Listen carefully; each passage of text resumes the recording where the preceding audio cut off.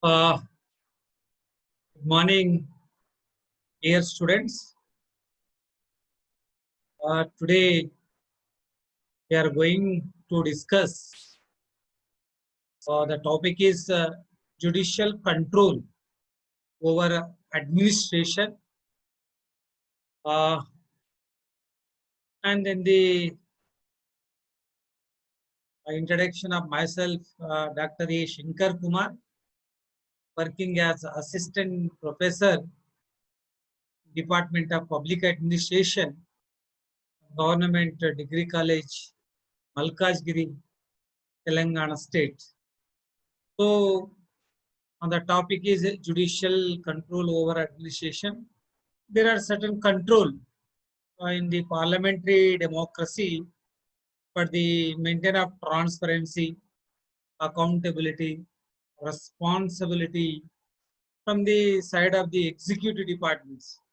So there are three departments in the executive department. One is the legislative, second one is the executive department, third one is the judiciary departments. That means the organ of the government. So we are discussing the judicial control over administration in such a manner. What are the objectives? Why judiciary control over administration? A basic question. And then the how the judicial system in India. That means the structure and functions of the judicial control in Indian administrative system. And next, the certain scope judicial control over administration, and what are the methods, that means the forms or methods or types of judicial control over administration. So we will discuss the methods. One is judicial review and second one is statutory appeal. So, and next point is the uh, shoots against the government, Article 300. And next, criminal and civil cases, suits against the public officials. And next, certain extraordinary remedies like habeas corpus, mandamus, certiorari, co-warrant, prohibition, injunctions, and certain limitations also. And judiciary uh, can't take as a sumoto powers in certain cases. So there may be a certain limitations not to involve regular activities of the executive department. And next, the public interest litigation, this bill. This is also most one important uh, from 1975 and 73 onwards. The bill and certain legal aid services provided by the legal experts from the those who are involving in the legal services. That means that the advocates. And next, certain panchayat is one is Naya Panchayat. This is also one of the most doorstep of the judiciary system to the people. This is also, and we want to uh, some uh, then the last part of the conclusion. So, judicial system, scopes, analysis, limitations. There are some certain factors of the we will discuss in this chapter. So, before going to that, and one the part is the introduction part. So, what is the mean of control? So, why control is needed over on the administration? These are the basic questions. So point one is the control exercised by the courts over the administrative acts is called judicial control. That means judiciary system. India has the integrated judiciary system. So legislative structure and the executive structures are different with the judiciary system. So the legislative structure and the executive structures in a parliamentary democracy of India made it as a federal structure, but the judiciary structure is separate to the federal structure. That means the integrated judiciary structure. That means Supreme Court is the topmost in the hierarchy of the judiciary.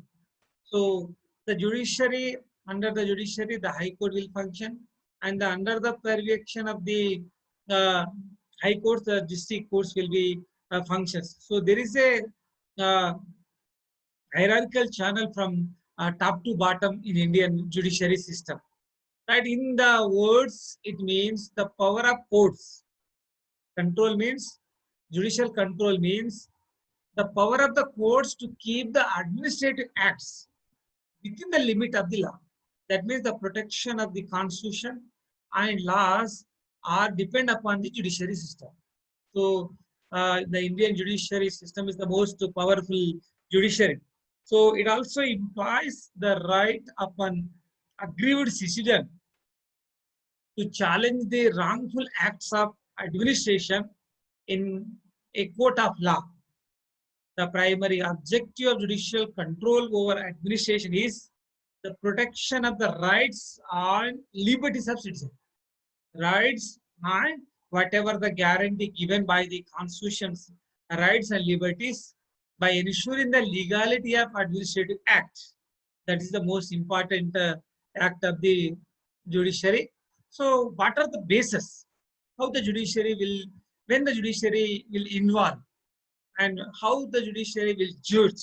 So there is a certain constitutional articles regarding the basis for the judicial control. So the basis for the judicial control over administration emanates from the concept of rule of law. What is the meaning of which is a cardinal feature of British Constitution as well as the Indian Constitution. A.V. Dicey, the British constitutional lawyer, in his famous book, Introduction to the Study of Law, the Constitution gave a classic exposition of the concept which is follows, that is quoted, no man is punishable or can be lawfully made to suffer in body or goods except for a distinct breach of law established in the ordinary legal manner before the ordinary courts of the land. No man is above the law. That means all are equal before the law. That means the supporting of the Indian Constitution, Article 14. So a man can be punishable only in the breach of law. That means the violating of the law. So that is the sources of the basis for the punishment or involvement of the law. In short, the three elements of rule of law are as follows. So one is absence of arbitrary power. What is the meaning of arbitrary? That is the no man can be punished except for a breach of law. That means violating of law. The first condition. And the second condition is equality before the law.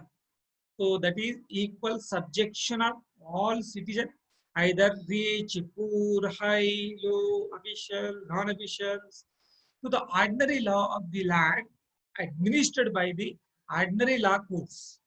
That means there is no bias, right? So that is the called equality before the law. And the third point is the primary of the rights of the individual. That is the constitution is the result of the rights of the individual rights. Thus, the rights of citizen of Great Britain flow from the judicial decision, not from the constitution. So there is a certain differences between the British constitutions and Indian constitution, but the primary is the rights of the citizen cannot be deprived by the administrative acts. So there is a something scope when the judiciary can intervene in the administrative acts under the following circumstances. So there are five scopes, the involvement of the judiciary. One is lack of jurisdiction. Second one is error of law. Third one is error in fact finding. Fourth one is abuse of authority. Next, fifth one is error of procedures. So these are the five scope methods. One is that means lack of jurisdiction. That means when the administrator, that executive, acts without authority or behind the scope of his authority or outside geographical limits of this authority. It is technically called overfeasience. That means excess of authority. So that means a lack of jurisdiction is excess of authority, nothing but. Behind that, if executive can rule behind that, then the judiciary will intervene. Second one, error of law. What is that? Is when the administrator and the executive misinterprets the law and thus impose upon the citizens obligations which are not required by the content of law. It is technically called misfeasance. So then the misinterprets is the wrong interpretation. That is then the court will be intervene in the error of law. And third point is error in fact finding. That is when the administrator makes a mistake in the discovery of facts and acts on wrong presumptions. So then this so courts will intervene in this. Next point is abuse of authority. That is when the administrator uses his authority or power or discretion when vindictory to harm some person. It is technically called malfeasance. So abuse of authority, violating that. And next point is error of procedure. That is when the administrator does not follow the laid down procedures. So wrong procedures, when the procedure is not followed, and the own procedure will be followed. So such kind of mistakes will happen, and then the courts will intervene in this administrative acts. What are the methods? In the some methods and techniques in previously the Supreme Court, High Courts and various courts followed that. So judiciary exercise control over administration through the following methods, techniques, or forms. First one is the most important one is judicial review. So what is the meaning of judicial review? It is the power of the courts to examine the legality and constitutionality of administrative acts. An examination, if they are found to be violate of the constitution, that means ultra virus, they can be declared as illegal, unconstitutional, and invalid by the courts. The scope of judicial review in the US is much wider than Britain. In falls in Britain, the two due to the constitutional and statutory limitations and the scope of judicial review. So the primary duty of the legislature is to make a law, and the primary duty of the executive is implementation of the law. So both two departments, legislator is making the laws, are obeying the constitutions, are behind the constitution, one thing, and when the implementation process is going on, the executive are not following the certain rules and regulations which are framed by the constitutions. These are the when these activities are not doing it legally, then the judiciary will intervene and uh, they suggest that these acts are illegal. So this is the power of the courts. Second point is the method one, statutory appeal. The parliamentary state law or act may itself provide that in a specific type of administrative act, the aggrieved citizen will have the right of appeal to the courts under such circumstances. the statutory appeal is possible. So the statutory appeals can be charged against the administrators. Next point is suits against government. In India, particularly the constitution governs the suitability of the state. It states the union government and the state government both can be sued subject to the provision of the law made by the parliament and the state legislature respectively. The state is suable in contracts. This means that the contractual liability of the union government and the state government is same as that of an individual under the ordinary law of contract. So there is a clear mention in this article. So either state government and central government can be sued when their act is unlawful. This is the clarification was given in the constitution.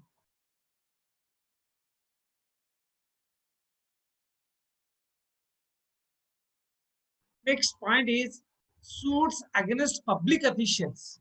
In India, the president and the state governors enjoy personal immunity from legal liability for their official acts. During the term of office, they are immune, they are protected from any criminal proceedings, even in respect of their personal acts. They cannot be arrested or imprisoned. However, after giving 2 months notice, this is the condition, civil proceedings can be instituted against during their term of office in respect of their personal acts. The ministers do not enjoy such immunities and hence they can be sued in the ordinary courts like common citizens for crime as well as the torts.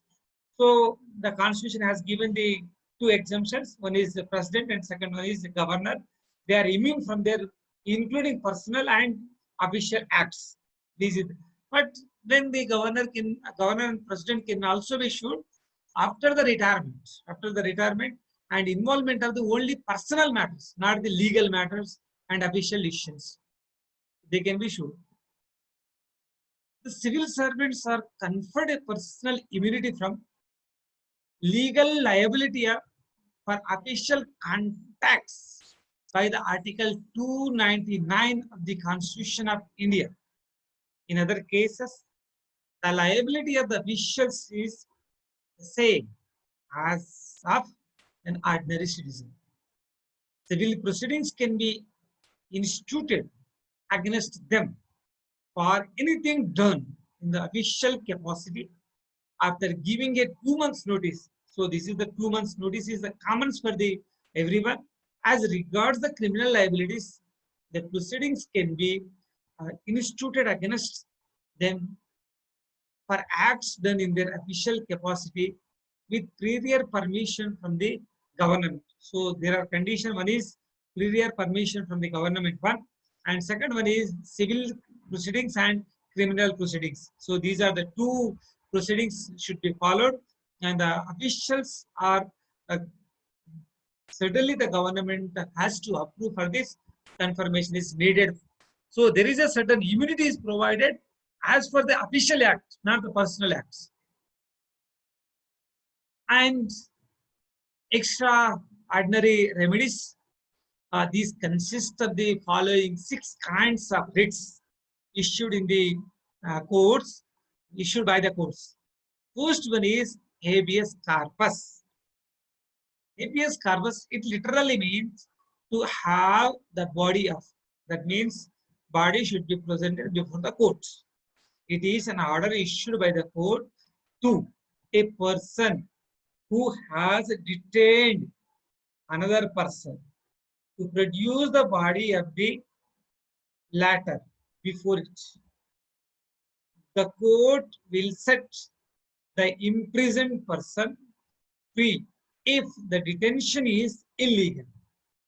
This writ is a bulwark of the individual liberty against arbitrary detention.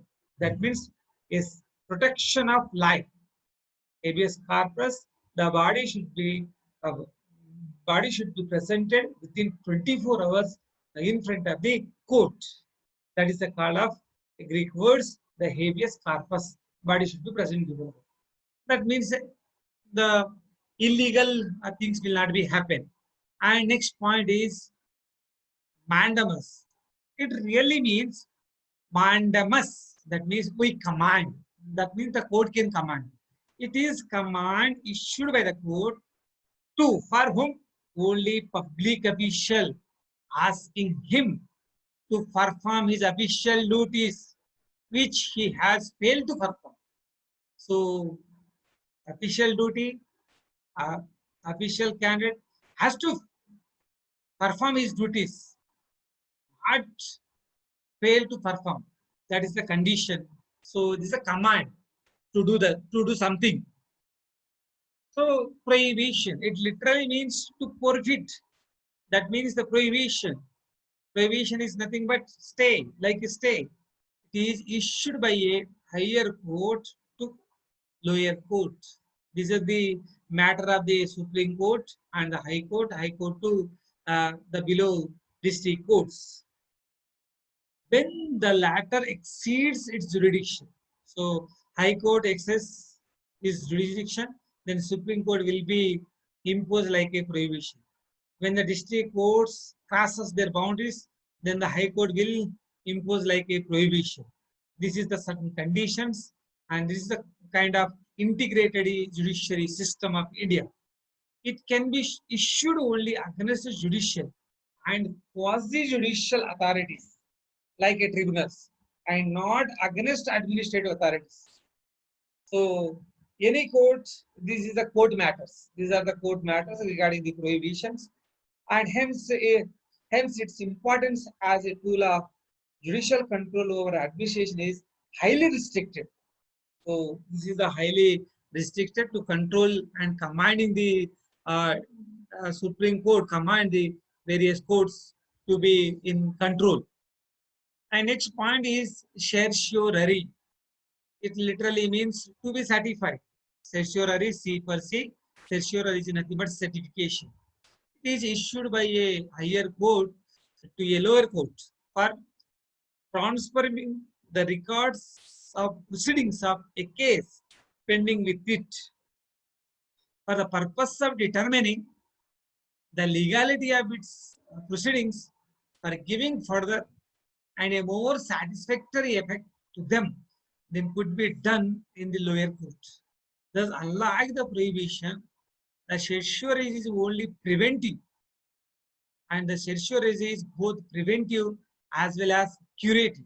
So there is a certiorari is a positive nature and negative natures. If lower court is not doing well, and then the upper court will be do that work, and the upper court will suggest to the lower court to do this. Otherwise, you are not doing that, please hand over to, we will take the decision. So Supreme Court, High Courts, we have seen a number of cases like Ayodhya and other Ram Mandir. So many cases we have as certiorari. Right. And next point is quo warranto. It literally means what authority or warrant. It is issued by the court to inquiry into the legality of claim of a person to public service. Therefore, it prevents the illegal assumption of public office by a person. So suppose you are appointed like a government employee. On what basis you are appointed? What are the qualifications? Is the qualifications are according to law or not? So the court will question. So that means what authority and what warranty is the most important. So this is a co-warranty is nothing but a questioning type. The next point is injunction. It is issued by the court asking a person to do a thing or refrain from doing it. Thus, it is of two kinds. One is mandatory and second one is preventive.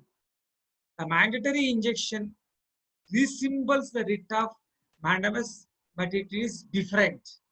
So injection is mostly it is used in the land controversials. These lands belongs to so and so person. Then the court will be a put an injection order. That will be a up to decision. It will be not final. So habeas corpus, mandamus, warrant, certiorari, prohibition, and injunctions. These are the six extraordinary judicial control mentioned in the Constitution, Article 32. There is also a certain limitations. The judiciary are not involved in the following, and in this that, and then the certain other methods also mention that one is the most important point is uh,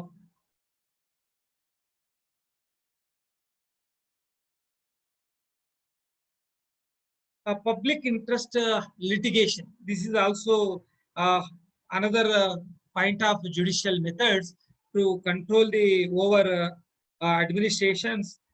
That means a appeal to a system of intervention of social action groups, making courts accessible to the deprived, poor, and the victims of social oppression. Earlier, the rule of standing, that means only the wronged person can seek the help of the courts, came in the way of the judiciary reaching the poor. The poor who are not aware and not capable do not exist the court purpose. So, on behalf of the poor peoples, the, the other civil society can make a suit in favor of the deprived classes, and the court will take a case and the judgment will be given. So the Justice Bhagavati in the year of 1973, this kind of methods were followed and accepted in the Supreme Courts and High Court also. So it's a group appeal. Appeal is nothing but a group of people's appeal. So that's the main example for the civil society is the most important to utilizing this kind of methods. So appeal relate to the environment, conservation, rehabilitation of banded laborers, and trials, languishing in the jails, atrocities, scheduled caste, scheduled tribes, women, other weaker sections. So cases, these are the social activities and civil liberties groups. So judicial activism has thus certainly facilitated more access to justice to the poor. This is also one kind of uh, methods are using in the various courts. And the second point is the legal aid. The Constitution of India clearly emphasizes the opportunity for securing justice are not denied by any citizen by reason of economic or other liabilities. The fundamental entitlement of legal aid is concomitant right that rises out of Article 14 of the Constitution, which enjoins the state not to deny to any person equality before the law or equal protection of law. That is the kind of legal aid. So we have seen a number of cases in the courts. Suppose Justice R.N. Misra, Judge of Supreme Court, in the year of 1983, Patna Chief Justice, and the legal aid services have been set up for the according with the provision of the national law and respect to state regulations of the most of the states. Legal service authorities have been set up in high courts and district courts. So a number of advocates and the judges are conducting legal awareness programs to the poor how to access and to courts.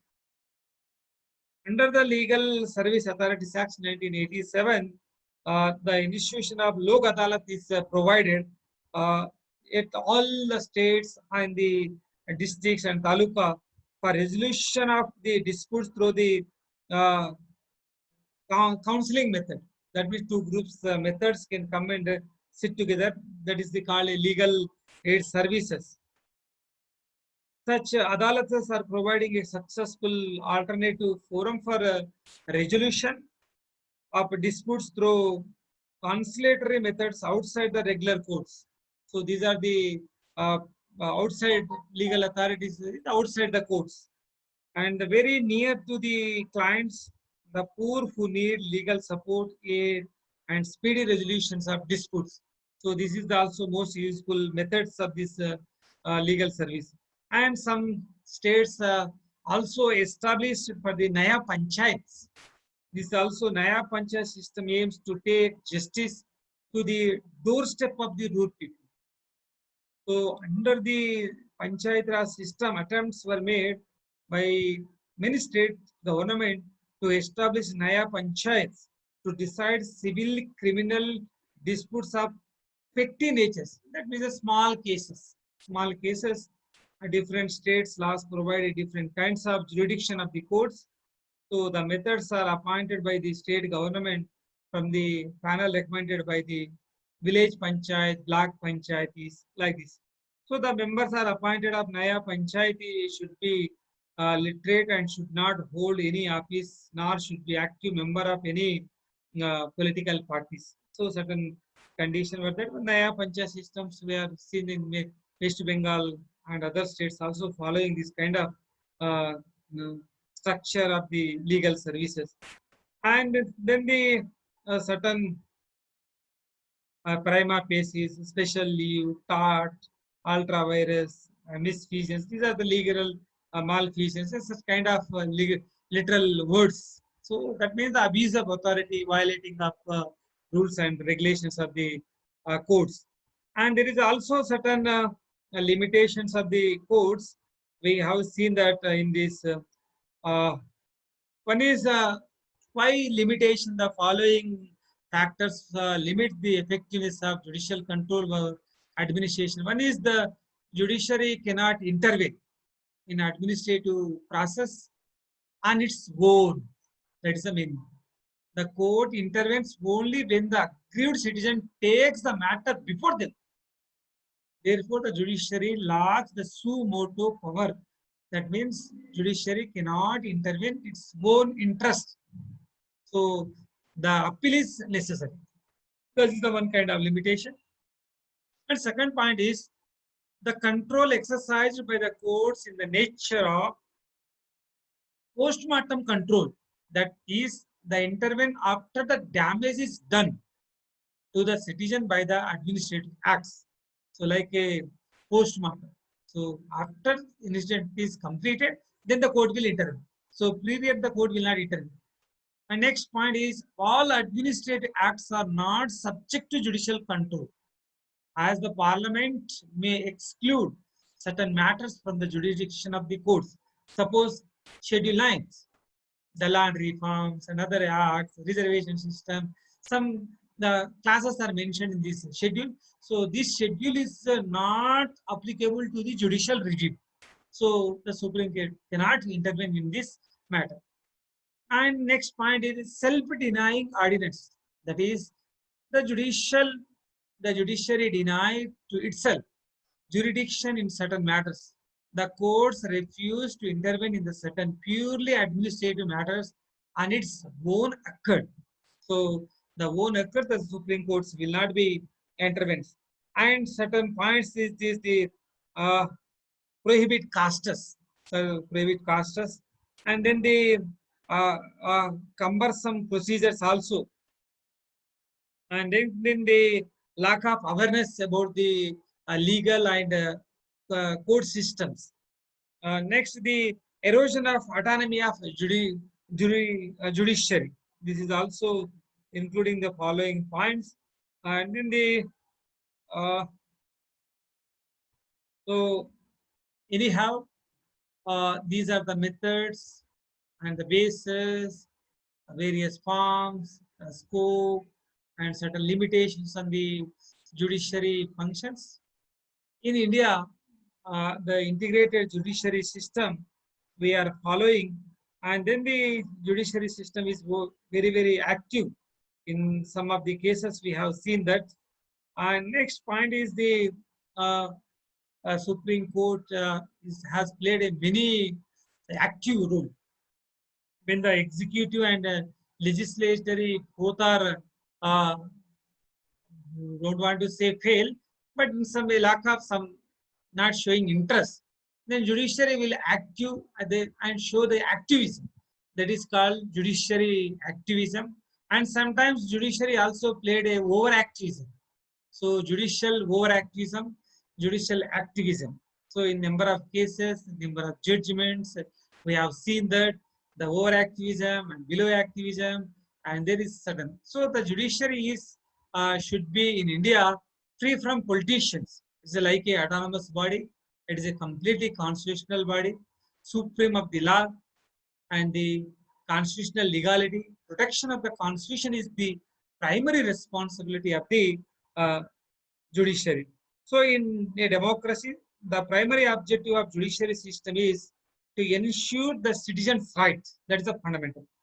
And the judiciary system in India is based on the principles of independence of judiciary from the executive and the single unified system of judiciary.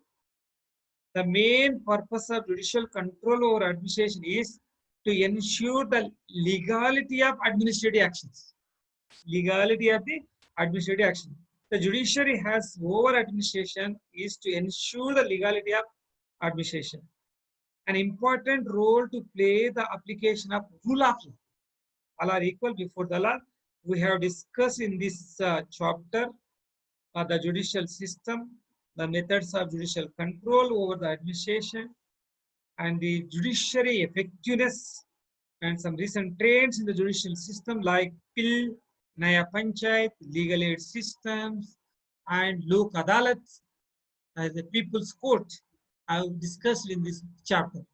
So this is the judiciary structure. Peak is the Supreme Court, and below is the state courts, High Court, and the High Court is the district court, session courts. Depending upon the population size, the government will make a act, the parliament, and the new courts will be created. So the independent judiciary system, the judicial review, like a USA system. So and in number of times, the fault finding nature of the judiciary and giving a warning like a watchdog to the administrative acts, and wrongful acts be treated as the unconstitutional and nullified them.